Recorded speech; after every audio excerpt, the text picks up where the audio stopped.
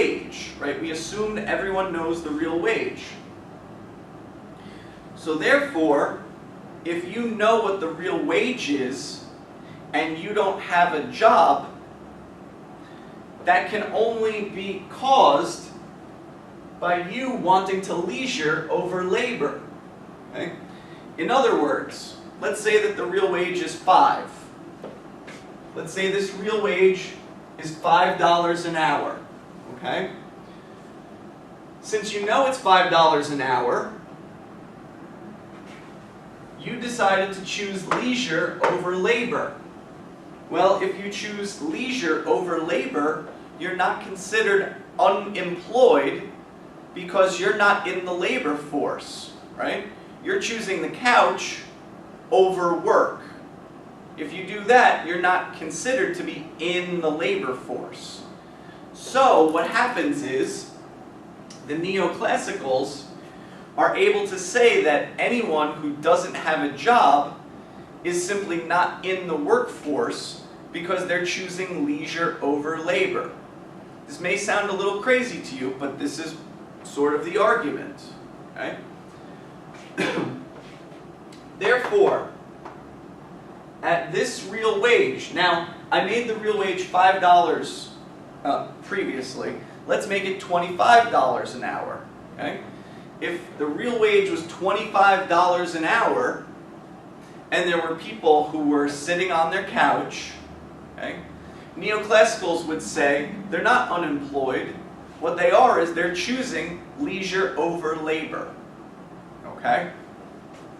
So what you end up getting is, if those people aren't in the labor force, then they clearly can't be unemployed, which means there's no unemployment. They all must, which means the economy has full employment. So the neoclassical model takes this equilibrium and turns it into this.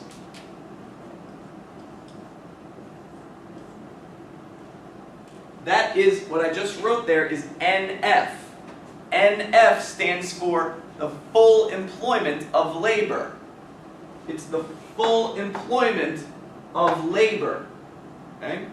This is a crucial point because it's going to come up the rest of the semester. How do the neoclassicals get full employment?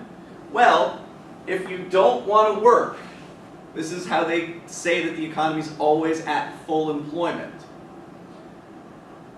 If you are not willing to work at this real wage, at the equilibrium real wage, then you must be choosing leisure over labor. Okay?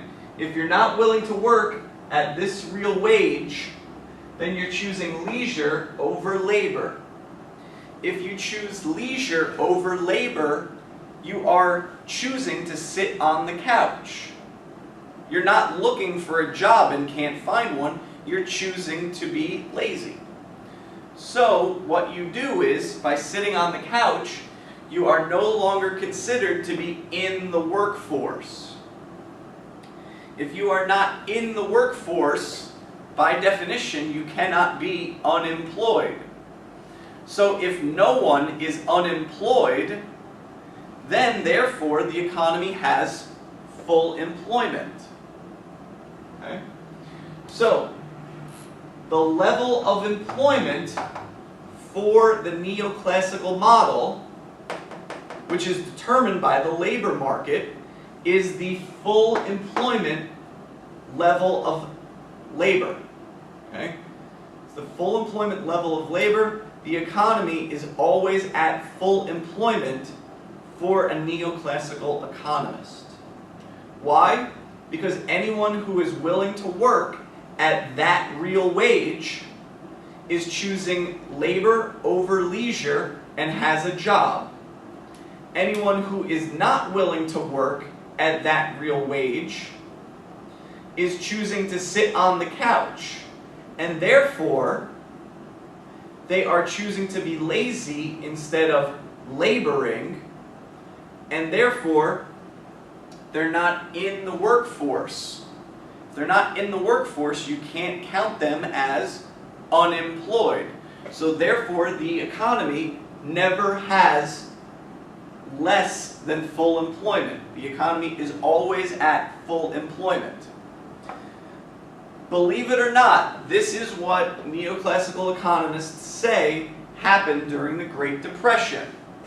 Okay? During the Great Depression, a neoclassical economist would say that what ended up happening was people worked so hard in the 1920s that they basically decided to take the 1930s off.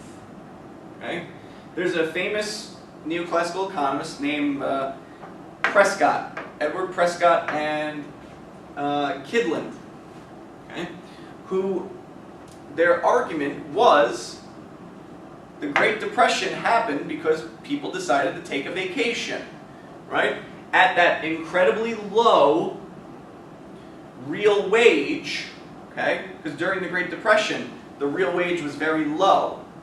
During that very low real wage, people chose to leisure over labor. Okay?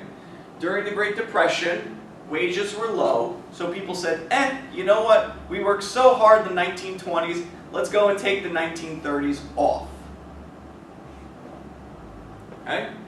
So, what a neoclassical economist would say is, during the Great Depression, there really wasn't unemployment. Okay? People thought they were unemployed, but they were really simply choosing leisure over labor. Okay?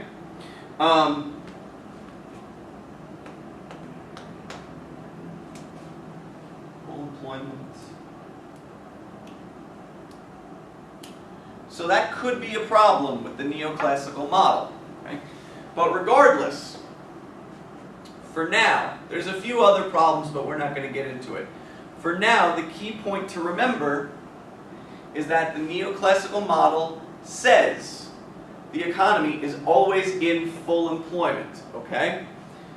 At this given real wage, okay? At the given real wage, if you choose to labor, you will find a job. You'll find a job because you're on this section of the labor supply curve. Okay? So if you choose at this real wage to labor, you'll find a job. On the other hand, if you think this real wage is too low for you, right, it's not worth your time, you'd much rather sit on the couch, play Xbox, whatever, then you are not considered to be in the workforce. If you're not in the workforce, you cannot be unemployed. And therefore, if you are not unemployed, then there is no unemployment in the economy. If there's no unemployment, then the economy has the full employment level of labor. Okay? The economy is always at full employment. Okay? Now, at the beginning of the course, okay, in our first lecture, I put up the history of economic thought tree. And on the history of economic thought tree, I said that you could divide it down the middle with a line into the right side and the left side. Okay? I said that the defining characteristic of the right side is that they believe capitalism is inherently harmonious and that poverty, inequality, and unemployment is the fault of the individual, right? If you're unemployed, it's your fault, okay? Well, let's look at why. Okay? How did I come up with that statement? Well, I came up with that statement because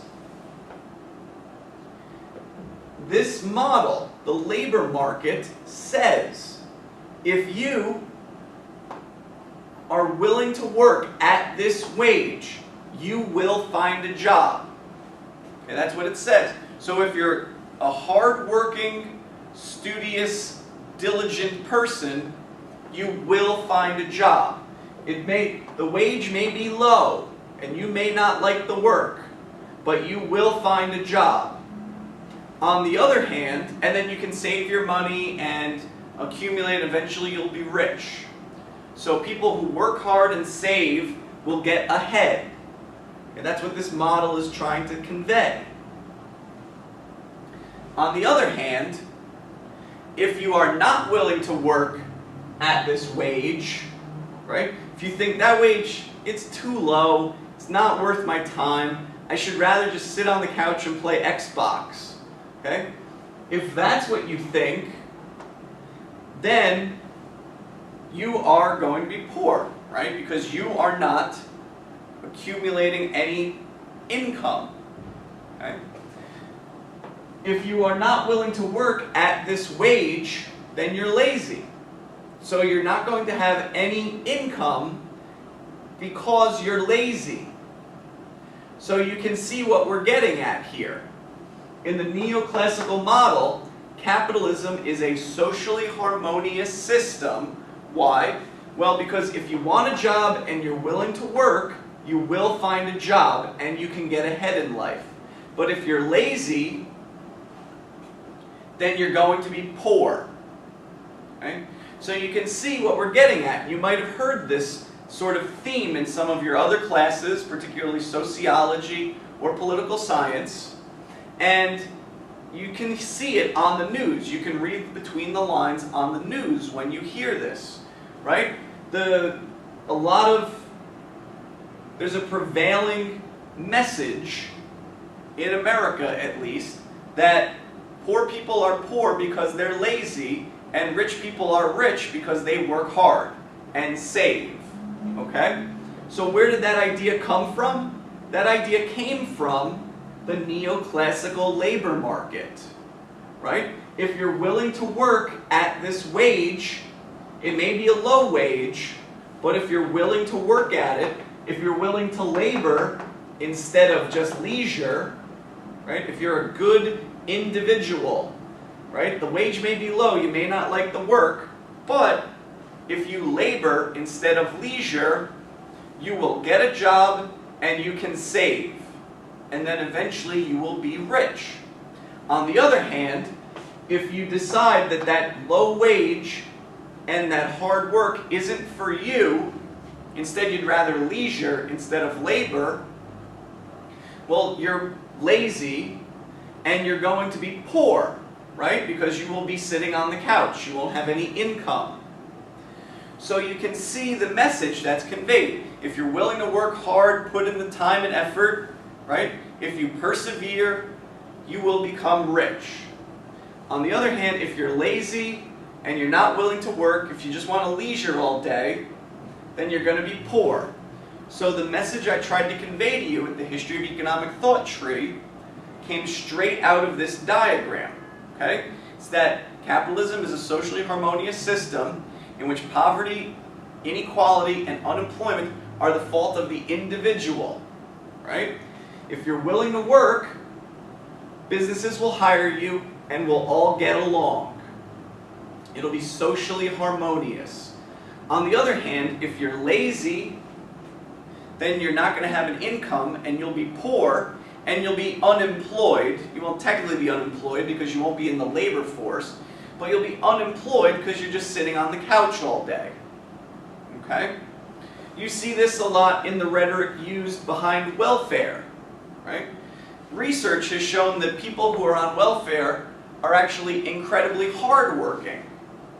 Okay? It's just they can't actually find a job. Okay? That would contradict what this diagram says. Most of the time you hear people say, oh, people on welfare are lazy or they are unmotivated. They just want to sit on the couch all day. That idea comes from this diagram, right?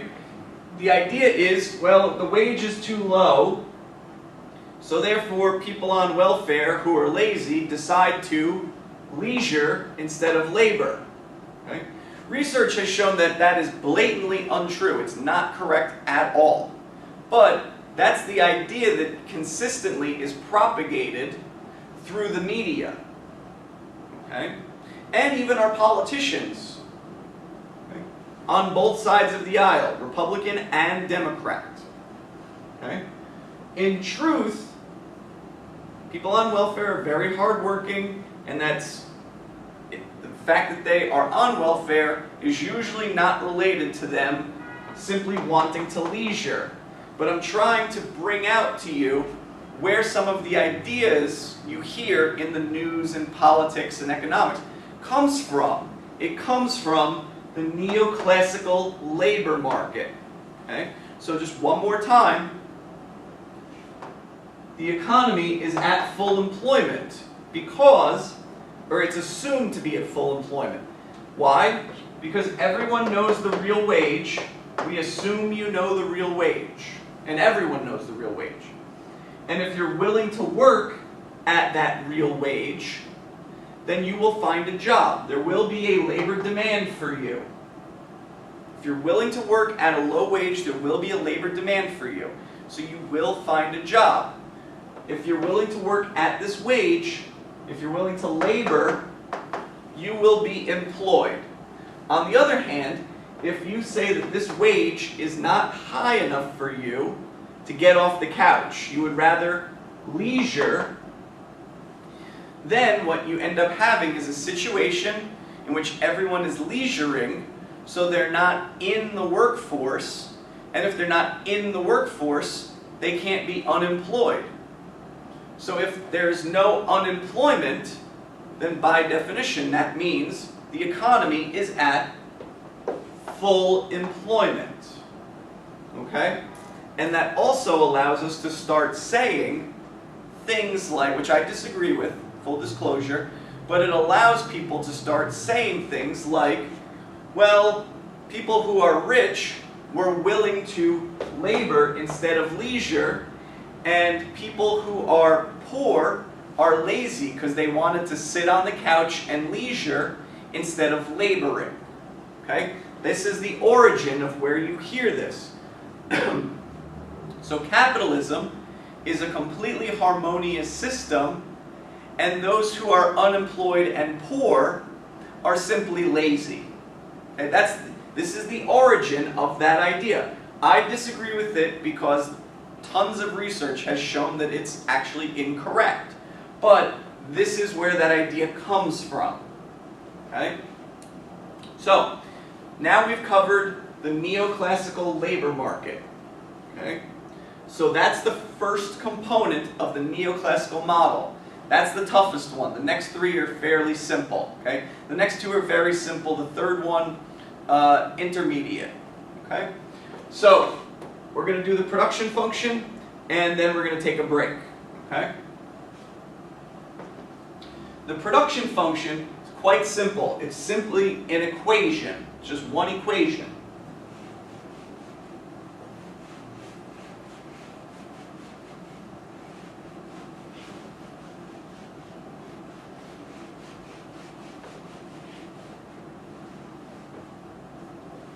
Neoclassical economists, which use the production function to tell us how much output there is in the economy. Okay? What determines the level of output in the economy? How much stuff the macroeconomy is making? That's what's determined by the production function. So remember, I mentioned labor market. That's employment. Production function. The level of output. Quantity theory of money determines the price level. Say's law determines the level of expenditure. Okay? The production function is simply this. It's quite an easy mathematical formula.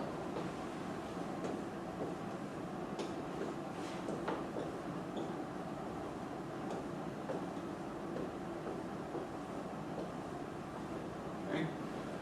Y, the level of output, is equal to A, which is considered to be the prevailing level of technology. It's just how much technology there is in the economy. Okay? So the amount of output is equal to the level of technology, which also depends on capital, capital is K, and labor, which is N. I'm going to redraw the right parenthesis for a second.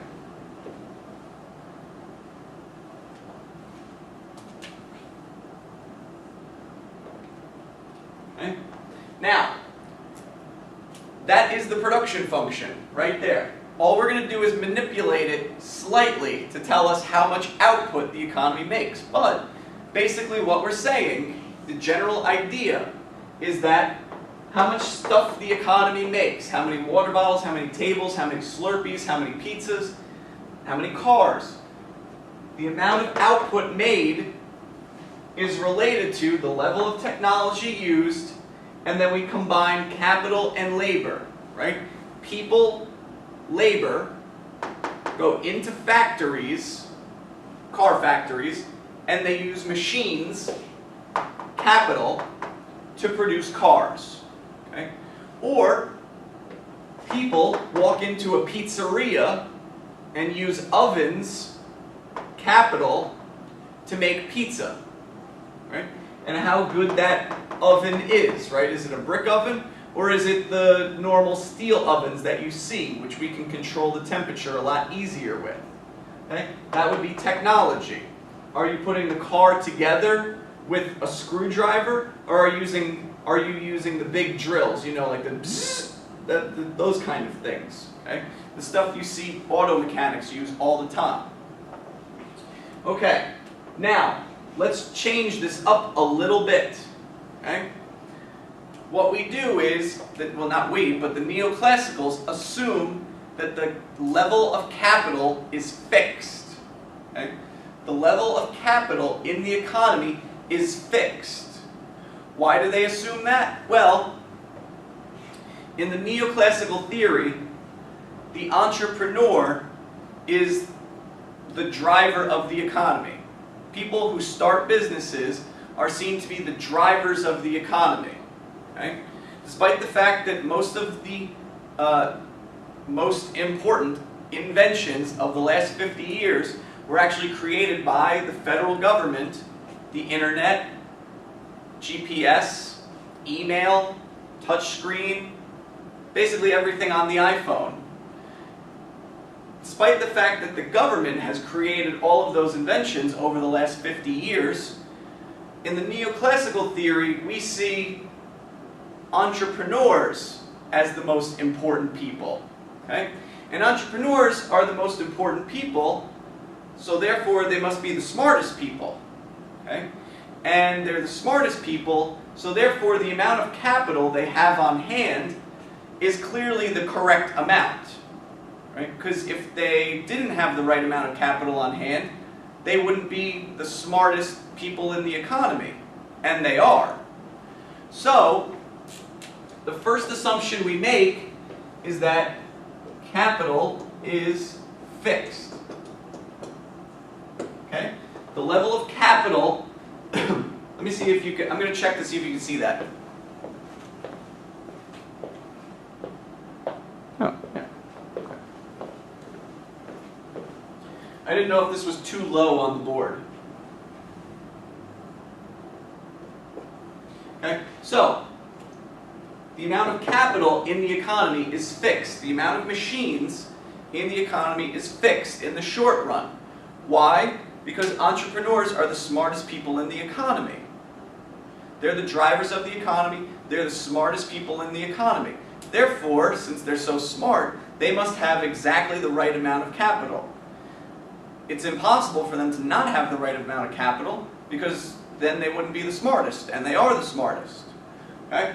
So, capital is fixed. We can draw a constant above it. Okay? Draw the constant above the k. What that does is, it tells us the level of capital in the economy is unchanging. Okay? It's the desired amount of capital. Okay? Next, we learned from the labor market told us that we are at the full employment level of labor. Okay? We have full employment. So, we got that from the labor market. Well, we can take that idea and stick it into the production function, right? Because there's an N here, and in the labor market, this N is actually NF, if you remember. right? We wrote NF for full employment, okay? So, we can say that labor is fully employed. Okay.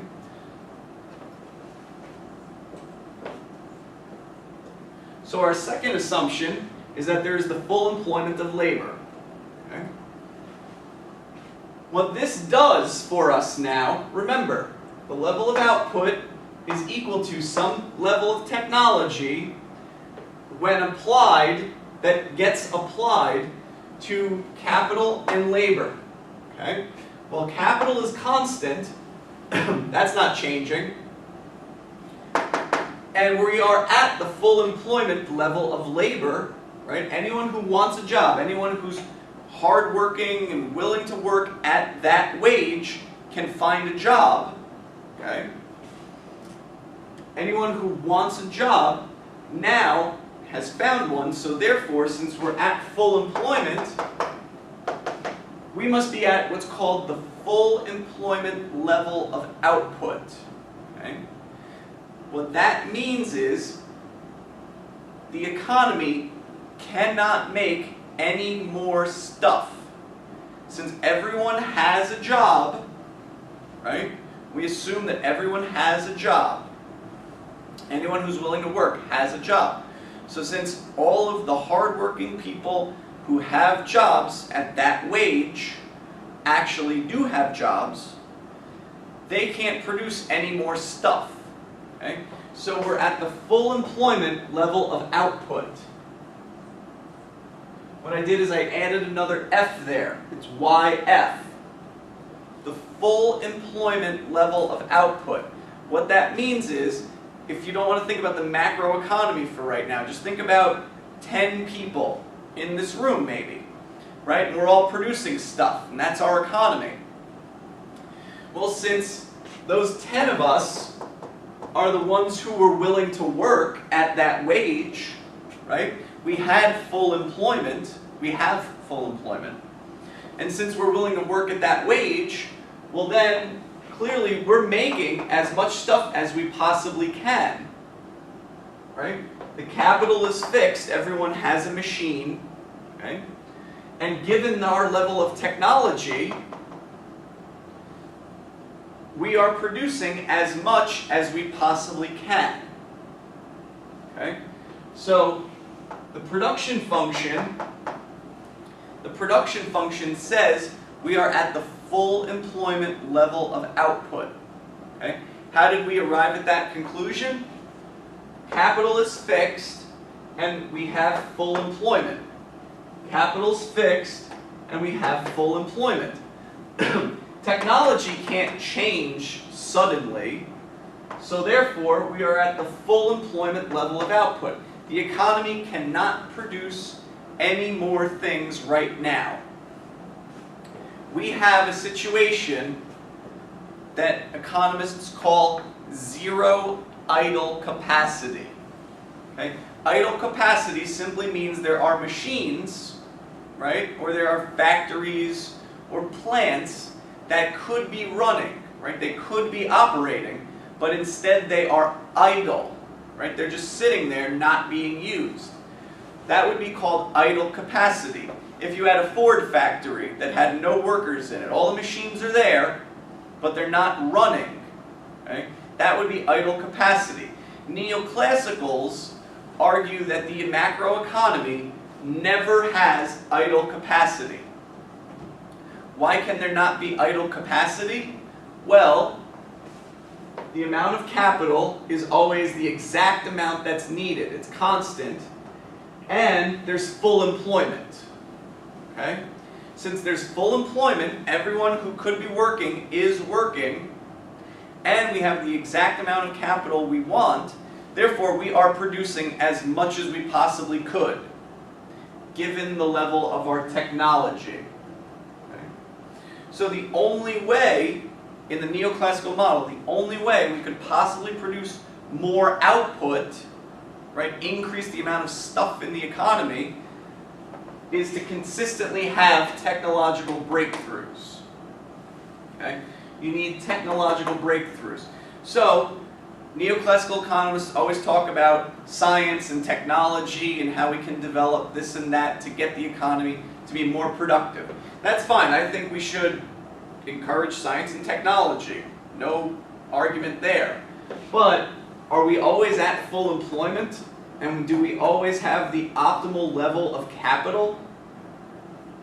Right now, it's 2014. There are about 12 million people who are unemployed. There's about another 20 million who are underemployed. I mentioned in the first lecture, underemployment is when someone has a PhD but they're driving a limo or a taxi, right? They're not working as a biochemist. Right? So there's 30 million people currently in our economy that are either unemployed or underemployed. Also, we have plenty of factories that are not producing anything. They are sitting idle. So, do we actually have no idle capacity? The neoclassical model would argue economy never has idle capacity, whereas just a simple glance around you would say, yes, there is idle capacity. Believe it or not, let me set the stage first before believe it or not. Remember, we have the exact amount of capital we want, and we're always at full employment. So what would cause output to go down?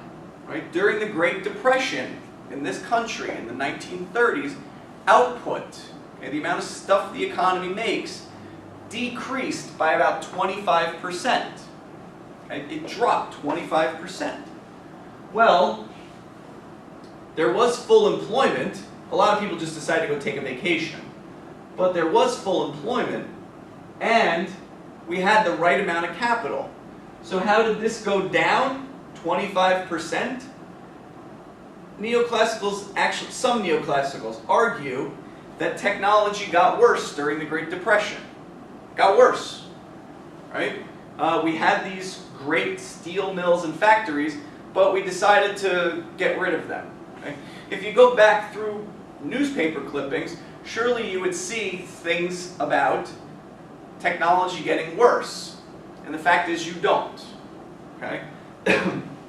So that would seem to be another problem with the neoclassical model. Okay? First is the economy is always at full employment. Okay? The second would be that we're always at the full employment level of output because of these assumptions. Okay? It doesn't seem to be completely realistic. Okay? But again, the neoclassical model, right? If you think this is okay, that's perfectly fine with me. The neoclassical model says the only way you can increase your economic output, the only way a country can get more economic output, is by getting better technology. That's the only conclusion they can come to, since the level of capital is fixed and we're at the full employment level of labor. Okay? We have full employment. You can't get any more people to come to work. Everyone who wants to work is already working, and they all have the right amount of capital. Since they have the right amount of capital, and everyone who wants to work is working, we are at the full employment level of output. Okay? So, just to recap very briefly, neoclassical model, it has 4 components: labor market, production function, quantity theory, Say's law. Okay? The labor market determines employment. Okay? We saw it, the labor-leisure trade-off as well as the marginal product of labor. Where they intersect determines the equilibrium level of real wages and labor, or employment. Okay? The production function tells us how much output there is. Okay? How much stuff the economy is making. Okay?